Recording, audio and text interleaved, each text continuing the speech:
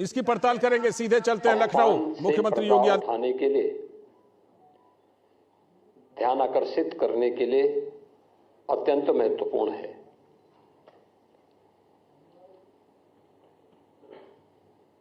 हम सब जानते हैं, देश की आजादी के आंदोलन में और संविधान निर्माण के दौरान और स्वतंत्र भारत में बाबा साहब डॉक्टर भीमराव अंबेडकर का एक बड़ा योगदान था।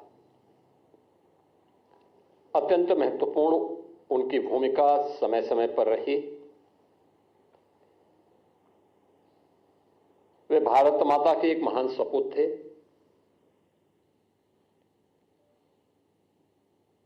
उन्होंने विपरीत परिस्थितियों में तमाम प्रकार के सामाजिक बंधनों का सामना करते हुए उच्च शिक्षा अर्जित की, वित्त और अर्थव्यवस्था के क्षेत्र में, कानून के क्षेत्र में दुनिया की सर्वश्रेष्ठ डिग्री अर्जित की और फिर उसके माध्यम से उन्होंने भारत को अपने उस ज्ञान से आलोकित करने में अपनी पूरी ताकत लगाई। भारत के संविधान के शिल्पी के रूप में हर भारतवासी बाबा साहब डॉक्टर भीमराव अंबेडकर के प्रति श्रद्धा और सम्मान का भाव रखता है। एक और भारतवासी के मन में बाबा साहब भीमराव अंबेडकर के प्रति श्रद्धा और सम्मान का भाव, बाबा साहब भीमराव अंबेडकर के सपने का भारत बनाने के लिए भारतीय जनता पार्टी सदैव पूरी ईमानदारी और प्रतिबद्धता के साथ कार्य की है।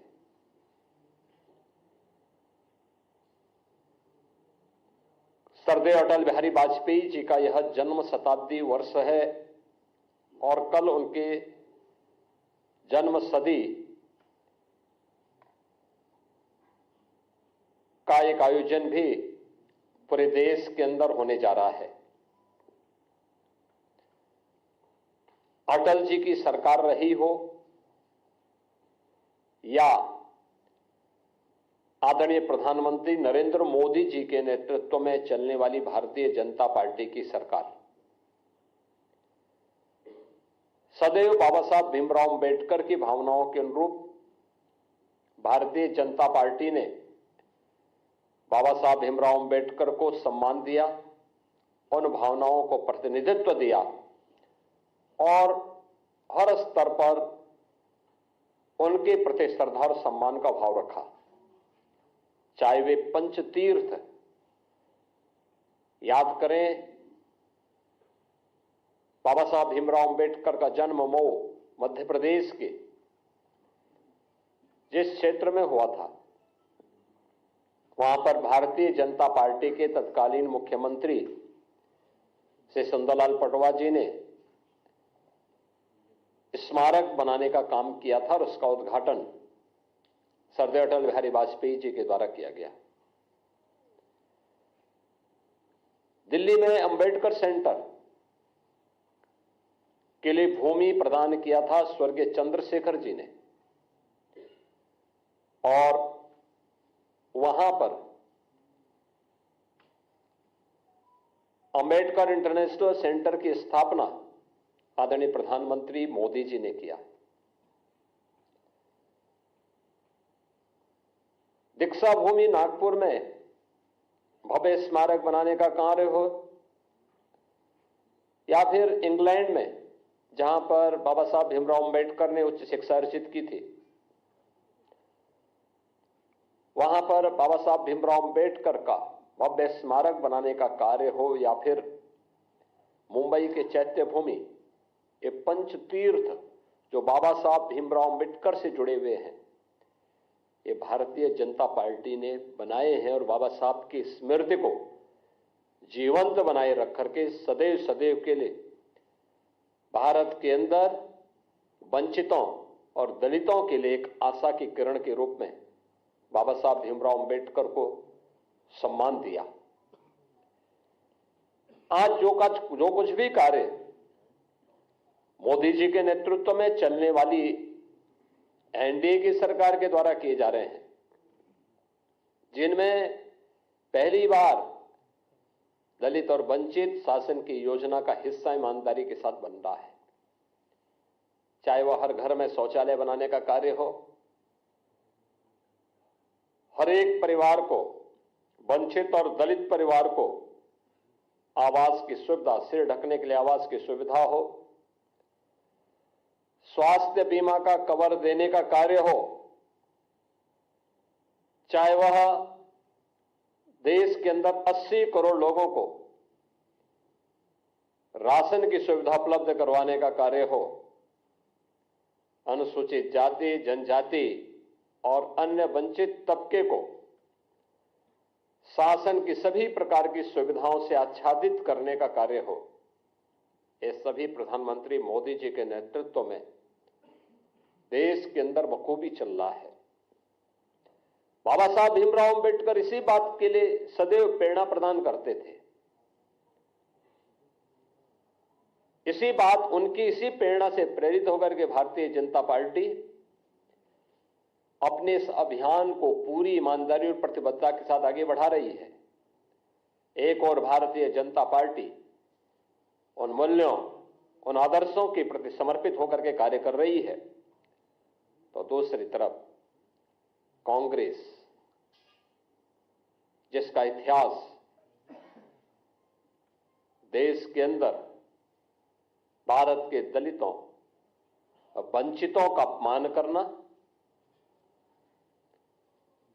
जिसका इतिहास तुष्टीकरण के आधार पर दलितों और वंचितों को उनके अधिकारों से पूरी तरह रोकने की एक कुत्सित चेष्टा का हिस्सा रहा है, और दूसरी तरफ तुष्टीकरण के आधार पर देश को विभाजन के कगार तक पहुंचाने का कार्य भी कांग्रेस ने किया। कौन नहीं जानता है कि पंडित नेहरू नहीं चाहते थे कि बाबा साहब भीमराव अंबेडकर संविधान सभा का हिस्सा बने। कांग्रेस नहीं चाहती थी कि बाबा साहब भीमराव अंबेडकर को संविधान सभा के ड्राफ्टिंग कमेटी का अध्यक्ष बनाया जाए, और राष्ट्रपिता महात्मा गांधी के हस्तक्षेप के बाद यह संभव हो पाया। और कांग्रेस ने अपनी कुत्सित मंशा का परिचय बाबा साहब भीमराव अंबेडकर के प्रति अपने विद्वेष भावना को तब परिचय दिया जब यूपीए की सरकार थी, और उस समय उन्होंने पाठ्य पुस्तकों के उस कार्टून को, जिसमें बाबा साहब भीमराव अंबेडकर के चित्र को पंडित नेहरू के द्वारा कोड़े मारने के एक कार्टून के माध्यम से दिखाया था, एक कांग्रेस की कुत्सित मानसिकता को दिखाता है। बाद में जब विरोध हुआ तो तत्कालीन मानव संसाधन विकास मंत्री कपिल सिब्बल को माफी मांगनी पड़ी थी और ये पुस्तकों को वापस करना पड़ा था। कौन नहीं जानता है कि बाबा साहब भीमराव अंबेडकर को पहला आम चुनाव 1952 में मुंबई नॉर्थ से, फिर 1954 में उपचुनाव हराने का कार्य भी तो कांग्रेस ने ही किया था। यहां तक कि पंडित नेहरू बाबा साहब भीमराव अंबेडकर के विरोध में प्रचार करने के लिए गए। जब वे बाबा साहब भीमराव अंबेडकर भंडारा से चुनाव लड़ने के लिए गए महाराष्ट्र में, वहां पर भी उन्हें पराजित करवाया कांग्रेस ने। कांग्रेस कभी नहीं चाहती थी कि बाबा साहब भीमराव अंबेडकर संसद में जाएं, दलितों की आवाज बने, वंचितों की आवाज बने, और सदैव उन्हें अपमानित करने का काम करती थी। कांग्रेस लगातार, कांग्रेस की मंशा हमेशा ये रही, और कांग्रेस ने न केवल उन्हें हराया बल्कि उन्हें हराने के लिए बाबा साहब भीमराव अंबेडकर के जो अनन्य सहयोगी थे नारायण काजोलकर, उन्हें तोड़ करके उन्हें ही बाबा साहब भीमराव अंबेडकर के खिलाफ चुनाव लड़वा दिया था। और हम सब जानते हैं कि उन्हें चुनाव लड़ाने के परिणति क्या थी, बाबा साहब चुनाव हारे, और उन्हीं काजोलकर को कांग्रेस ने 1970 में पद्म पुरस्कार से भी सम्मानित किया। कांग्रेस ने बाबा साहब भीमराव अंबेडकर के महापरिनिर्वाण के बाद कहीं भी उनकी स्मारक नहीं बनने दिया। जो भारतीय जनता पार्टी ने स्वर्गीय अटल बिहारी वाजपेयी जी के समय और आज आदरणीय प्रधानमंत्री नरेंद्र मोदी जी के समय जो पंचतीर्थ बने हैं, ये भारतीय जनता पार्टी ने बनाए हैं, कांग्रेस ने नहीं। कांग्रेस ने कभी नहीं बनने दिया। बाबा साहब भीमराव अंबेडकर को कभी पद्म पुरस्कार तक नहीं देने दिया। भारत रत्न भी बाबा साहब भीमराव अंबेडकर को तब मिला जिस सरकार में भारतीय जनता पार्टी सपोर्ट कर रही थी। कांग्रेस का इतिहास इसी से आप समझ सकते हैं। जो बाबा साहब भीमराव अंबेडकर ने अपने इस्तीफे के दौर के बाद कही थी, जब उन्हें अपने पद को छोड़ने के लिए मजबूर होना पड़ा था, तो उन्होंने उस समय नेहरू सरकार पर आरोप लगाए थे। और यह परंपरा है कि कोई मंत्री अपने पद से इस्तीफा सदन के रहते हुए दे रहा है तो उसे सदन में बोलने का अवसर दिया जाता है। बाबा साहब भीमराव अंबेडकर को नहीं बोलने दिया सदन में, अपमान यहां पे भी किया गया। उनके इस्तीफे को उजागर नहीं होने दिया गया। अपने इस्तीफे में बाबा साहब अंबेडकर इस बात को कहते हैं कि कांग्रेस को वंचितों और दलितों की चिंता नहीं है, पंडित नेहरू को दलितों और वंचितों की चिंता नहीं है, इन्हें मुसलमानों की चिंता है। ये वंचितों और दलितों से ज्यादा महत्व उन्हें देते हैं, और मैं वंचित और दलितों की आवाज बनना चाहता हूं। मैंने वित्त और अर्थशास्त्र विषय से उच्च डिग्री हासिल की है, मुझे किसी संसदीय समिति में तक नहीं रखा गया है।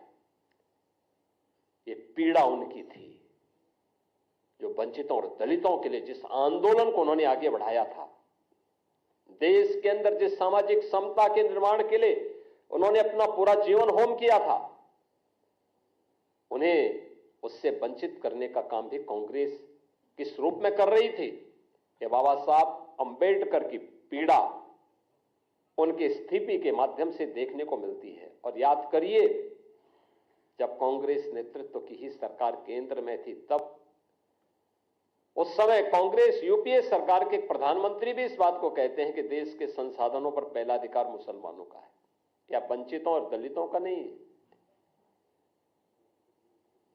यानी देश को कैसे लोग आपसी बंटवारे का कार्य कर रहे हैं, ये किसी से छुपा हुआ नहीं है। और जो बाबा साहब भीमराव अंबेडकर देश के दलितों और वंचितों को अपमान करने का जो एक काला अध्याय कांग्रेस का रहा है, कमोवेश वही परिपाटी समाजवादी पार्टी ने भी अपनाई है।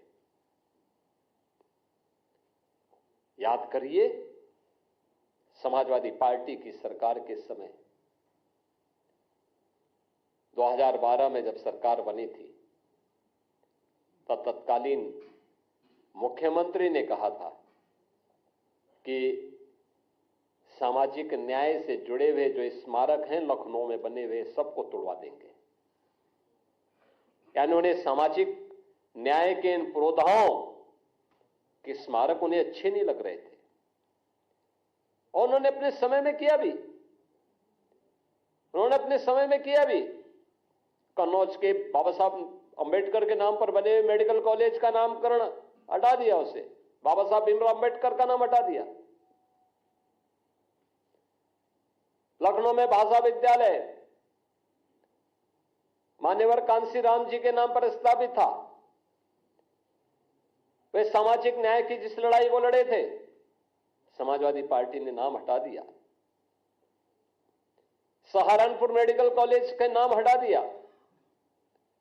तमाम जनपदों से नाम हटा दिए गए। ये चीजें दिखाती हैं कि लोग किस रूप में समाज को विभाजित करने के लिए राजनीति करना चाहते हैं। आदरणीय गृह मंत्री जी के बयान को आधा अधूरा मीडिया के सामने प्रस्तुत करके उसके नाम पर किस प्रकार से अपनी राजनीतिक रोटियां इनके द्वारा सेकी जा रही है, इस तरीके से समाज को गुमराह करने का कार्य किया जा रहा है। अपने किए हुए पर पर्दा डालने के लिए इनके द्वारा लगातार इस शरारत की जा रही है। इन लोगों ने अपने कालखंड के दौरान, अपने कार्यकाल के दौरान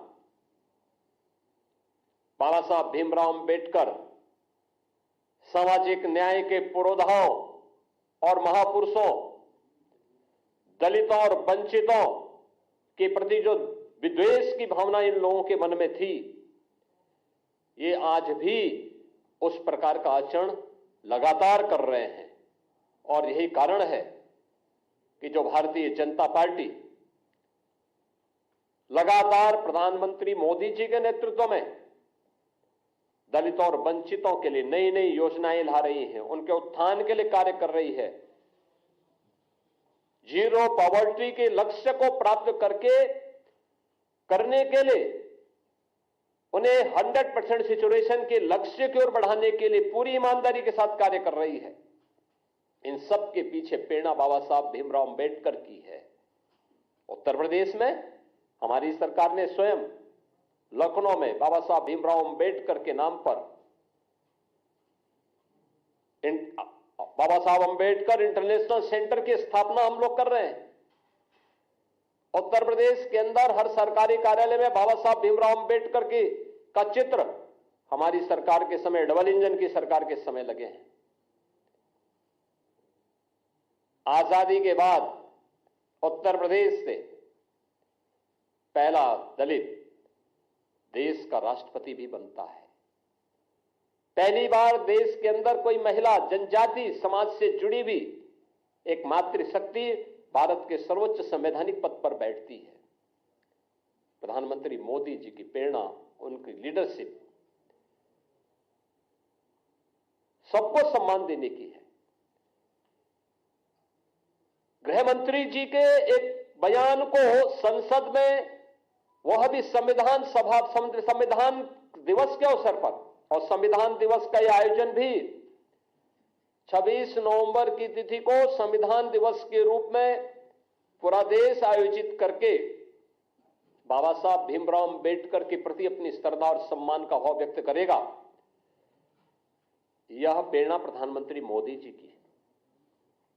लगातार 2015 से संविधान दिवस के कार्यक्रम के साथ पूरा देश जुड़ता है। केवल मूल अधिकारों की ही नहीं, कर्तव्यों के बारे में भी जो प्रेरणा बाबा साहब भीमराव अंबेडकर की है, उससे पूरे प्रदेश को, पूरे देश को जोड़ने का कार्य प्रधानमंत्री मोदी जी का प्रयास कि बाबा साहब भीमराव अंबेडकर को सम्मान प्राप्त हो, हर स्तर पर सम्मान मिले। और संसद पर जब इन कार्यों को लेकर के संविधान सभा को, संविधान दिवस को लेकर के चल रही चर्चा का जवाब देते हुए आदरणीय गृह मंत्री जी ने अपना भाषण कर रहे थे। उनके भाषण के छोटे से अंश को लेकर के कैसे कांग्रेस, समाजवादी पार्टी इनके द्वारा एक वितंडावाद पैदा करने का प्रयास हुआ। कैसे इनके द्वारा गफलत पैदा और गलतफहमी पैदा करने का प्रयास हुआ। कांग्रेस हो या समाजवादी पार्टी, इनका यह आचरण उनकी विद्वेष भावना को प्रदर्शित करता है। इन लोगों के द्वारा बाबा साहब भीमराव अंबेडकर के प्रति जो शब्द कहे गए थे पूर्व में, कौन नहीं जानता, समाजवादी पार्टी सरकार के समय उनके एक मंत्री जो सुपर सीएम के रूप में काम करते थे प्रदेश में, उनके वो वक्तव्य जो बाबा साहब भीमराव अंबेडकर के प्रति उन्होंने किए थे, कौन नहीं जानता है। ये सभी, यही उनका वास्तविक आचरण था। और हम तो कांग्रेस के नेता राहुल जी से कहेंगे, देश की संसद में, संसद परिसर में सांसदों पर हमला हो, यह दृश्य भी देश ने देखा है। क्या यह आचरण उनका संवैधानिक माना जाएगा? क्या कांग्रेस पार्टी का यह आचरण संवैधानिक माना जाएगा? भारतीय जनता पार्टी के दो सांसद चोटिल होते हैं।